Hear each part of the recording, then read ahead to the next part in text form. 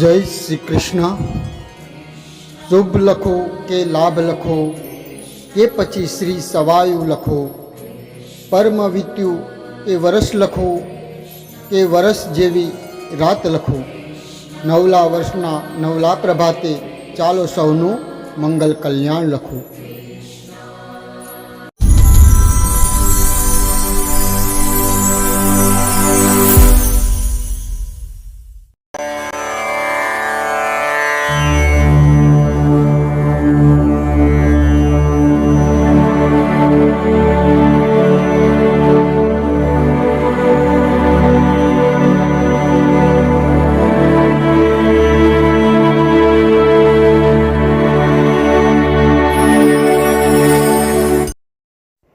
જય શ્રી કૃષ્ણ।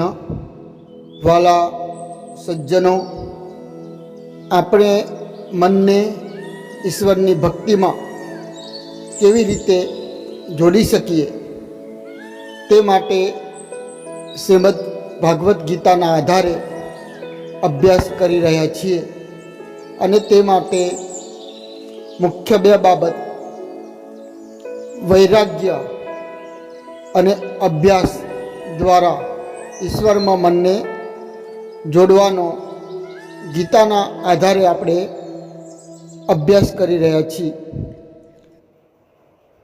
અને અભ્યાસના ભાગરૂપે સહજ અભ્યાસ જોયા પછી કઠિન અભ્યાસ તરીકેની સાધનાના 3 માર્ગ, જ્ઞાન માર્ગ, ભક્તિ માર્ગ અને કર્મ માર્ગ માંથી આપણે ભક્તિ માર્ગની શરૂઆત ગયા પ્રકરણથી કરી છે, જેમાં આપણે ભક્તિ માર્ગનું પ્રથમ સાધન કોઈ પણ ઈશ્વરની મૂર્તિ કે જે આપણને પસંદ હોય તેને ઈષ્ટ તરીકે સ્વીકારવાની અને મન તેમાં સ્થિર કરવાનું। ભક્તિ કરવા ઈશ્વરની મૂર્તિ પ્રથમ આપણે પસંદ કરવાની તે અંગે આપણે વાત કરી હતી। તેમાં મનને સ્થિર કરવાનું તેવું જોયું। મૂર્તિમાં ધ્યાન લાગે તે માટે 2 બાબત જરૂરી છે। એક તો મૂર્તિ આકર્ષક, સુંદર, પ્રેમાળ અને આપણા મનને ખેંચે તેવી હોવી જોઈએ। બીજું, સંસારનું આકર્ષણ ઓછું થવું જોઈએ। પરંતુ આજે આપણું મૂર્તિમાં મન સ્થિર થતું નથી, ભક્તિમાં મન લાગતું નથી, તો તેનું કારણ સંસારના વિષયો આપણું મન ચોંટેલું છે, અર્થાત સંસારના વિષયોમાં આપણું મન ખેંચાય છે। પરિણામે તેનું જ સતત ચિંતન મગજમાં ચાલે છે અને માટે આ સંસારના વિષયોની ચિંતનની દિશા બદલી ઈશ્વર તરફ આપણે કરવાની છે। આમ ચિંતનની દિશા બદલવાની જરૂર છે અને આ ચિંતનની દિશા ત્યારે જ બદલાય જ્યારે આ મનુષ્ય જીવનનું મહત્ત્વ આપણને સમજાય, ભક્તિનું જીવનમાં મહત્ત્વ સમજાય। બીજું, આ માયાનું વાસ્તવિક સ્વરૂપ ઓળખાય અને સત્યનું આપણને ભાન થાય। તો આપણને આ મનુષ્ય જીવનનો હેતુ સમજાય તો મનુષ્ય જીવનનું મહત્ત્વ સમજાય અને આ મનુષ્ય જીવનનો મુખ્ય હેતુ ઈશ્વરનું ભજન કરી, ઈશ્વરની ભક્તિ કરી આ ઈશ્વરની ઓળખ કરવી તે છે અને આ માટે જ ભક્તિ છે। અને જો તમે બીજું ગમે તેટલું ઉદ્યમ કર્યો હશે કે બીજું ગમે તેટલું મેળવ્યું હશે જીવનમાં, પરંતુ મનુષ્ય જીવન મેળવીને પ્રભુ ભજન ના કર્યું, ઈશ્વર ભક્તિ ના કરી તો આ મનુષ્ય જીવનનો દુરુપયોગ કર્યો ગણાય. ફોગટ, વ્યર્થ, નકામી બાબતોમાં આ અમૂલ્ય મનુષ્ય જીવનને વેડફી નાખ્યું તેમ કહેવાય. કારણ કે જે માટે આ મનુષ્ય અવતાર આપણને મળ્યો તે માટે તો આપણે જીવ્યા નહીં, તો આપણે શું જીવ્યા? ભગવાન શંકરાચાર્યએ આ માટે બહુ સુંદર સ્તોત્રમાં ગાયું છે કે શરીરમ સુરૂપમ તથાવા કલત્રમ યશસ્વારુ ચિત્રમ ધનમ મેરુ તુલ્યમ ગુરુરોધિ પદ્મમ મનોસ્વીમના લગ્નમ તતઃ કિમ તતઃ કિમ તતઃ કિમ તતઃ કિમ. અર્થાત સુંદર કાયા મળી, મહાકીર્તિ મેરુ સ્વામી લક્ષ્મી મળી, પરંતુ જો ગુરુના ચરણમાં જો મન ના ચોટ્યું, અર્થાત ગુરુના વાક્યમાં મન ના ચોટ્યું તો બધું વૃથા છે. તેથી શું કલત્રમ ધનમ પુત્ર પૌત્રાદિ સર્વ ગૃહમ બોધવા સર્વમેતત ત્રિજાતમ ગુરુરોધિ પદ્મ મનસ્વેના લગ્ન તતઃ કિમ તતઃ કિમ તતઃ કિમ. કલત્રો, ધનો, પુત્ર, પૌત્રો તમામ ગૃહો બાંધવો હોય ને દામ ઠામ બધું હોય, પરંતુ જો ગુરુની ભક્તિમાં મન ના ચોટ્યું તો તતઃ કિમ તતઃ કિમ તતઃ કિમ તતઃ કિમ. વિદેશેષુ માન્ય સ્વદેશેષુ ધન્ય સદાચાર વૃત્તેષુ મતો ન ચાન્ય ગુરુરોધિ પદ્મે મનસ્વેના લગ્ન તતઃ કિમ તતઃ કિમ તતઃ કિમ તતઃ કિમ. એ વિદેશમાં સુમાની, સ્વદેશે સુધન્ય, સદાચાર ભલે હો અનન્ય, પણ જો ભક્તિમાં મન ના ચોટ્યું તો આ બધું વૃથા છે. કારણ કે મનુષ્ય જીવનનો મુખ્ય હેતુ ઈશ્વરની ભક્તિ. બીજું ગમે તેટલું બધું મેળવ્યું હોય, પરંતુ જો ઈશ્વરની ભક્તિ માટે આ મનુષ્ય જીવન વાપર્યું નહીં કે મનુષ્ય જીવનનો ઉપયોગ કર્યો નહીં તો બધું નકામું છે. જેમ કે તમને કોઈ 500 રૂપિયા આપે, પરંતુ તમે જો તે દારૂ પીવામાં વાપરી નાખો તો જેમ તમે તે પૈસાનો દુરુપયોગ કર્યો ગણાય. તેમ આ મનુષ્ય જીવન મેળવ્યા પછી માણસ બીજી બધી બાબતો મેળવે, ધન, પ્રતિષ્ઠા, પરિવાર પોષણ કરવા, સંતાન ઉછેરવા, ભોગ ભોગવવા, તો આ બધી બાબતોમાં તેનું જીવન ગુજારી દે, આ બધું મેળવવા જીવનને ગુમાવી દે, તો તેને જીવનનો યોગ્ય ઉપયોગ કર્યો ના ગણાય.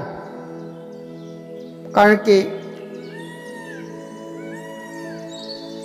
જે માટે આ મનુષ્ય જીવન મળ્યું છે, ઈશ્વર ભજન કરવા, ઈશ્વરની પ્રાપ્તિ માટે, તે માટે તો કંઈ કર્યું નહીં. જેમ કોઈ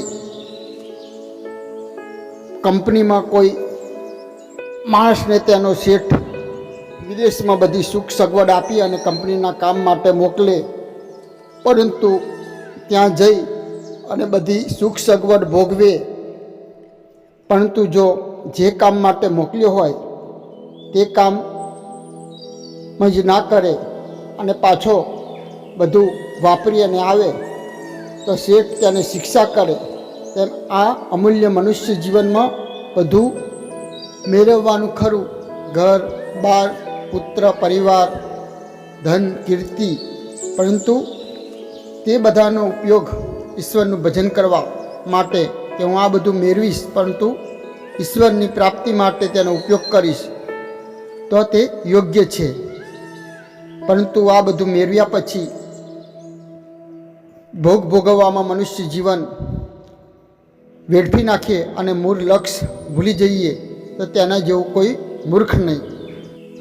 આમ આ જીવનનો મુખ્ય હેતુ પ્રભુ ભજનને પ્રથમ પ્રાધાન્ય આપવું જોઈએ અને ત્યાર પછી બીજી બધી બાબતોને. પરંતુ ઈશ્વરના ભોગે આ બધું મેળવવાનું ના દોડવું જોઈએ, તો માણસનું અકલ્યાણ થાય અને તેનો ભવ બગડે. આ સમજણ દઢ થવી જોઈએ.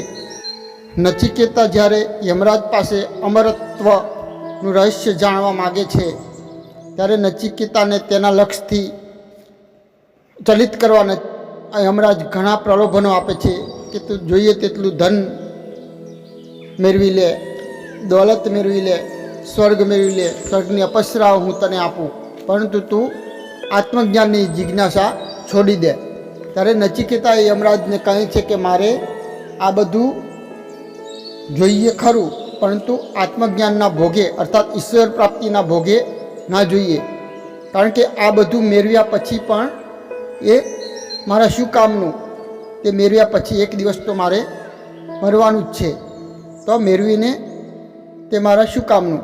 આમ આત્મજ્ઞાન માટે આ બધું જતું કરવું પડે તો ભલે.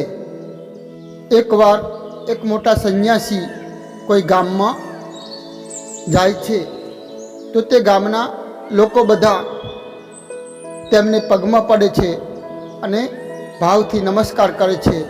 તો સંન્યાસીએ પૂછ્યું કે તમે બધા મને કેમ પગમાં પડો છો? કેમ મને પગે લાગો છો? તો તે કહે કે તમે ઘર પરિવારનો ત્યાગ કર્યો ઈશ્વર માટે, તેથી.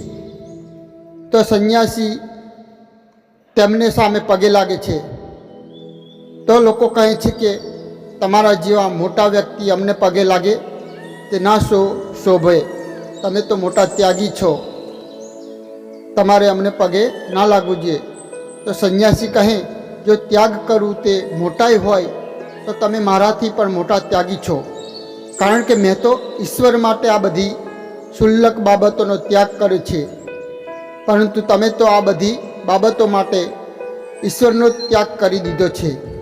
આમ ઈશ્વરનો ત્યાગ કરવો એ તો સૌથી મોટો ત્યાગ છે, માટે તમે પ્રણામ કરવાને યોગ્ય છો. આમ આપણે બધું મેળવવા માટે ધન, સંપત્તિ, કીર્તિ આ બધું પાછળ ભાગવામાં ઈશ્વરને જ ભૂલી જઈએ છીએ. આમ માણસ આજે ભક્તિ કરતો નથી, કારણ કે મોહ માયામાં ડૂબેલો છે અને તેને આમ માયા આખું સાચું જ્ઞાન થવા દેતી નથી અને તેને લૂંટી લે છે. જીવનના અંત સુધી તેને ખબર જ પડતી નથી કે હું લૂંટાઈ રહ્યો છે. આમ આ માયા વિચિત્ર છે અને માટે જો આ માયાથી છૂટું હોય, જાગવું હોય તો તેનું સાચું જ્ઞાન કે ભાન થવું જોઈએ. અને સાચું ભાન ત્યારે જ થાય છે જ્યારે સંસારની સાચી વાસ્તવિકતા કે દુઃખમય સંસારનું જ્ઞાન થાય, જ્યારે આપણી ભ્રમ ભાગે અને સત્ય સમજાય. તો આ માટેનો એક સુંદર પ્રેરક પ્રસંગ છે. રાજા ભર્તુહરિ પોતાની પત્ની પિંગરાને ખૂબ જ પ્રેમ કરે, પોતાના પ્રાણથી પણ વધુ વાલી તેમને હતી અને તેના પર તેમને ખૂબ જ વિશ્વાસ. હવે તે નગરમાં એક બ્રાહ્મણને શિવના તપના કારણે શિવ પ્રસન્ન થતા તેને અમૃત ફળ આપ્યું કે જે ફળ ખાવાથી અમર થવાય. પરંતુ બ્રાહ્મણે વિચાર કર્યો કે આ ફળ ખાય હું અમર થઈ શું કરીશ? તેના કરતાં પ્રજાવત્સલ રાજા ભર્તુહરિને આપું, જે ખાશે તો હજારો પ્રજા કલ્યાણના કાર્યો કરશે. મારા કરતાં તેમનું જીવન ખૂબ મહત્ત્વનું છે. તેથી રાજા ભર્તુહરિને તે અમરફળ તે બ્રાહ્મણે આપ્યું. ભર્તુહરિ એ પોતાની પ્રાણથી પણ પ્યારી પત્ની પિંગરાને આપ્યું કે જેથી તે કાયમી યુવાન રહે. પરંતુ પિંગરા તે રાજ્યના એક અશ્વપાલ પર મોહિત હતી. તેથી તેને તે અમરફળ અશ્વપાલને આપ્યું. જ્યારે અશ્વપાલ ગણિકાના પ્રેમમાં મોહિત હતો, તેને તે ફળ ગણિકાને આપ્યું. ગણિકાને વિચાર કર્યો કે મારો તો ધંધો લોકોને દેહ વ્યાપાર કરીને ખુશ કરવાનો, કે હા હું અમર થઈ અને શું કરીશ, કે આ જીવન દેહનો વ્યાપાર જ કરીશ ને પાપ જ કરીશ ને. મારા કરતાં તો રાજાને આ અમરફળની વધુ જરૂર છે. તે જો લાંબુ જીવશે તો પ્રજાને સુખી કરશે. ને તેને રાજા ભર્તુહરિ ને તે જ અમરફળ આપ્યું. ભર્તુહરિ આ ફળ જોઈ ચોંકી ગયા કે મારું આપેલું ફળ આ ગણિકા પાસે ક્યાંથી આવ્યું. તેમને ખાનગીમાં તપાસ કરી અને જ્યારે તેમને સત્ય સમજાયું કે જે પિંગરાને હું પ્રાણથી પણ વધારે પ્રેમ કરતો હતો, જેની ઉપર મેં પ્રાણ કરતાં પણ વધુ વિશ્વાસ મૂક્યો હતો, જેને મારી માનતો હતો, તે તો કોઈ બીજાની છે. તો વાલા સજ્જનો, જીવનમાં કોઈને પણ પોતાનો સમજવાની ભૂલ ના કરશો. કારણ કે જ્યારે તમને સત્યનું જ્ઞાન થશે કે જેને તમે પોતાનું માનો છો તે તો કોઈ બીજાનું છે, ત્યારે તે સત્યનો તમે સ્વીકાર નહીં કરી શકો અને જીવન ઝેર થઈ જશે. જીવનમાં જીવવા જાઓ નહીં લાગે. અને જ્યારે જીવનમાં અત્યંત આપણે વિશ્વાસપાત્ર ગણતા હોય તે જ વ્યક્તિ દ્વારા આપણને વિશ્વાસઘાત થાય, કે જેની ઉપર આપણે જાનથી પણ વધુ વિશ્વાસ મૂકી શકીએ તેવી જ વ્યક્તિ જ્યારે આપણી સત્યનું ભાન થાય ત્યારે એક ક્ષણમાં આપણો ભ્રમ તૂટી જાય છે. અને ત્યારે જ આપણને ઈશ્વરની ભક્તિની સમજ પડે છે કે આ જગતમાં ઈશ્વર સિવાય બીજું કોઈ જ મારું નથી.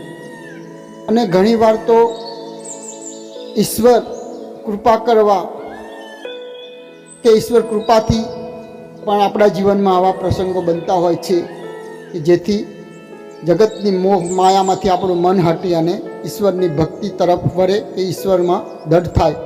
અને તમે ઇતિહાસમાં જોશો તો જે મહાન સંતો થઈ ગયા, તુલસીદાસ, વાલિયો લૂંટારો, જેસલ જાડેજો, નરસિંહ મહેતા, આ બધા, મીરાબાઈ, આ બધાના સ્વજનો કે નિકટના વ્યક્તિઓ જ તેમની આંખ ખોલી છે. અરે તુલસીદાસને તો તેમની પત્ની એ ભ્રમ ભાગ્યો, તો વાલિયા લૂંટારાને પોતાના પરિવારના લોકોએ જ ભ્રમ ભાગ્યો, તો મીરાબાઈને પોતાના નિકટના વ્યક્તિએ જ ઝેરના કટોરા આપ્યા. જ્યારે ભર્તુહરિને આ અનુભવ થયો ત્યારે તેને જ્ઞાન થયું કે જેને હું મારા જીવન કરતાં પણ વધુ સર્વસ્વ માનતો હતો, જેમાં હું સુખ જોતો હતો, જેને હું મારું માનતો હતો, પરંતુ તે તો વાસ્તવમાં મારું છે જ નહીં, તે તો બીજાનું છે. ત્યારે તેને સંસાર પ્રત્યે ધૂણા ઉઠે છે ને વૈરાગ્ય જાગે છે. કારણ કે તેને તે જ્ઞાનનો બોધ થયો, કે સત્ય સમજાયું કે આ જગતમાં ઈશ્વર સિવાય કોઈ મારું છે જ નહીં. નાહકનો હું મારું સુખ ચેન બીજા પાછળ, બીજાને ખુશ કરવા ગુમાવી દઉં છું. તેની ખુશીને હું મારી ખુશી કરતાં પણ વધુ મહત્ત્વ આપું છું. તેને ખુશ જોવા એ જ મારું ખુશી સમજતો હતો, પરંતુ તે તો મારી ખુશીની કંઈ પડી નથી. અને જ્યારે માણસને આ અનુભવ થાય છે, આ સત્યનું જ્ઞાન થાય છે ત્યારે માણસ ઊંડા શોકમાં આઘાતમાં ડૂબી જાય છે ને તેનું જીવન તેને ઝેર લાગે છે, સંસારમાં જીવવા જેવું લાગતું નથી ને આ સ્થિતિમાં તે કાં તો આત્મહત્યા કરી લે છે, કાં તો સંસાર તરફ વૈરાગ્ય જાગી ઈશ્વરની શોધમાં જતો રહે છે. ને રાજા ભર્તુહરિને પણ આવો વૈરાગ્ય થયો અને એક જ ક્ષણમાં તે રાજગાદી પરથી ઉતરી પોતાનો મુગટ ઉતારી અને ઈશ્વરની શોધમાં નીકળી પડે છે. પહેલાં કરતાં બીજો માર્ગ શ્રેષ્ઠ છે. મરી અને જીવનનો અંત આણી દેવો એના કરતાં ઈશ્વરની શોધમાં નીકળી જવું તે જ શ્રેષ્ઠ છે. ને જ્ઞાની માણસ તે છે જે આ સમયે આવો નિર્ણય લે. જેને સત્યનું જ્ઞાન થયા પછી સંસારમાંથી મન ઉઠી જાય અને ઈશ્વરમાં મન લાગે અને તે જ વ્યક્તિ બુદ્ધિશાળી છે કે આ સમયે આવો નિર્ણય લે. તો વાલા સજ્જનો, મારો કહેવાનો હેતુ એ છે કે આપણું મૂર્તિમાં મન લાગતું નથી. તેના મુખ્ય બે કારણ, એક તો આપણે મનુષ્ય જીવનનું મહત્ત્વ સમજતા નથી અને બીજું કે સંસારના વિષયોમાંથી મન ઉઠતું નથી. પરંતુ જીવનમાં જો આ સત્યનું આપણને ભાન થાય તો સંસારમાંથી મન ઉઠી જાય અને ઈશ્વરમાં મન લાગે. અને ઘણીવાર ભક્તના જીવનમાં ઈશ્વર પોતે તેને માયાનું સાચું જ્ઞાન કરાવવા માગતા હોય છે. તેથી આવા પ્રસંગો કે લીલા રચતા હોય છે. અને જ્યારે સત્યનું જ્ઞાન થાય છે ત્યારે તેની પગ નીચેથી જમીન સરકી જાય છે. ત્યારે તેને સત્યનું જ્ઞાન થાય છે કે આ સંસારમાં દુઃખ સિવાય કંઈ છે જ નહીં. અને પછી માનવીમાં સાચી ભક્તિનો જન્મ થાય છે. આવા પ્રસંગો ઘણાના જીવનમાં બનતા હોય છે, આપણા જીવનમાં પણ બનતા હોય છે. પરંતુ કોઈ વિરલા જ હોય છે કે આવા પ્રસંગ પછી જાગી જાય છે અને તેમાંથી બોધ મેળવે છે. ભર્તુહરિ નરસિંહ મહેતાની પણ પત્ની મરી જતા તે દુઃખી ના થયા, પરંતુ કહ્યું, ભલું થયું ભાગી જંજાર, સુખે ભજીશું શ્રી ગોપાલ. આમ મારા તમારા જીવનમાં આવા પ્રસંગો બને તો આપણે શોકમાં ડૂબી જઈએ, પરંતુ આ મહાપુરુષોએ જીવનનો બોધ લઈ સત્યને સમજી અને જીવનને યોગ્ય દિશા આપી. અને આ જ જીવન છે. માટે આ જગતની માયા સમજો. બહારથી દેખાતો પ્રેમ પ્રપંચ છે. દરેકના ઊંડાણમાં ઉતરશે તો ઈશ્વર સિવાય બધું જગત નિરર્થક લાગશે. સગા સંબંધી પરિવાર બધું ત્યાં સુધી સારું લાગે છે જ્યાં સુધી સત્યનું જ્ઞાન થતું નથી, તેમના અસલી રંગ દેખાતા નથી. જ્યારે દુઃખના સમયે તેમની સાચી પરખ થાય છે. અને તેથી જ કોઈએ સુંદર ગાયું છે, જગત કે રંગ ક્યાં દેખો તેરા દીદાર કાફી હૈ. આ ભાત ભાતના રંગોવાળું બદલાતું જગત પ્રભુ તારા પ્રેમ આગળ ફીકું છે. તારો પ્રેમ જ સાચું છે. તું દરેકનું જીવન નિસ્વાર્થ ચલાવે છે, સતત 24 કલાક મારી સાથે રહે છે. નાસ્તિકમાં નાસ્તિક અને તને ગારો દેનારને પણ તું સંભાળે છે. તું એક ક્ષણ પણ તેના હૃદયના ધબકારને ભૂલતો નથી. દિવસ રાત મારી અંદર બેસી તું મારા હૃદયના ધબકાર 50 વર્ષથી એક સેકન્ડ પણ વિશ્રામ લીધા વિના ચલાવે છે. અને એ પણ કંઈ અપેક્ષા વગર હું મારું ખાધેલું બચાવે છે. ઘણી એવી ક્રિયા મારા શરીરમાં છે કે તું કરી રહ્યો છે, પરંતુ મને તેનું ભાન સરખું પણ નથી. મારા જેવો કૃતજ્ઞ હોવા છતાં તું મને જીવાડી રહ્યો છે. આ તારો મારી ઉપરનો પ્રેમ જ છે. એક માં જેવો તું મને પ્રેમ કરી રહ્યો છે. અને આ પ્રેમને સમજી હું તારી ભક્તિ કરું તો વાલા સજ્જનો, કે આ માયાથી છૂટવા માટેનો એક અને એકમાત્ર રસ્તો હોય તો તે ઈશ્વરની ભક્તિ અને ભક્તિ અને ભક્તિ. તે સિવાય બીજો કોઈ રસ્તો નથી. કારણ કે આ માયા એ ઈશ્વરનું જ સર્જન છે અને તેનાથી એકમાત્ર ઈશ્વર જ છોડાવી શકે. અને તેથી જ સ્વયં ભગવાને ગીતાના 7મા અધ્યાયમાં કહ્યું છે, દેવી એષા ગુણમયી મમ માયા દુરંત્યા મામેવયે પ્રપદંતે માયા મેતા તરંતી. અર્થાત કે આ અલૌકિક અર્થાત ઘણી અદ્ભુત ત્રિગુણમયી મારી માયા પાર કરવી ઘણી કઠિન છે, પરંતુ જે માણસો માત્ર મને જ નિરંતર ભજે છે, અર્થાત કે જે સતત મારું સ્મરણ રાખે છે, મારો જાપ કરે છે, નામ સ્મરણ કરે છે, તેઓ આ માયાને પાર કરી જાય છે, એટલે કે સંસાર સાગરને તરી જાય છે. તો આ માયાથી છૂટવાનું એક જ માત્ર ઉપાય, અને તે એટલે ઈશ્વરનું નામ સ્મરણ. સતત દિવસ રાત ઉઠતા બેઠતા 24 કલાક સતત ઈશ્વરનું જપ ચિંતન.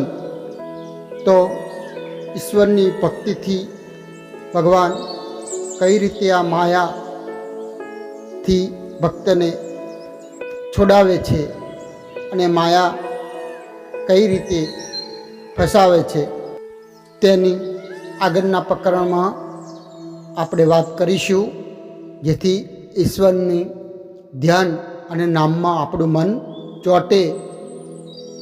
તો આપ સર્વને જો એમાં ઇન્ટરેસ્ટ હોય તો મારી સાથે બની રહેશો અને આ ચેનલને સબસ્ક્રાઈબ અને આગળ બીજાને પણ શેર કરશો, જેથી મોહ માયામાં ભટકેલા ભૂલા પડેલા લોકોને સાચી દિશા બતાવી મનુષ્ય જીવનની કિંમત સમજાવી એ આજના સમયની સૌથી મોટામાં મોટી ભક્તિ છે. તો મારા યજ્ઞીય કાર્યમાં આપ સર્વે સહયોગ આપો તેવી ભલામણ સાથે આપ સર્વને મારા પ્રેમથી જય શ્રી કૃષ્ણ. अच्युतं केशवं कृष्णदामोदरम्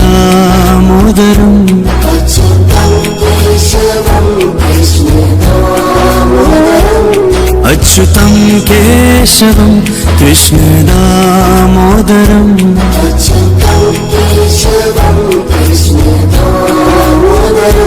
रामनारायणं जानकीवल्लभम्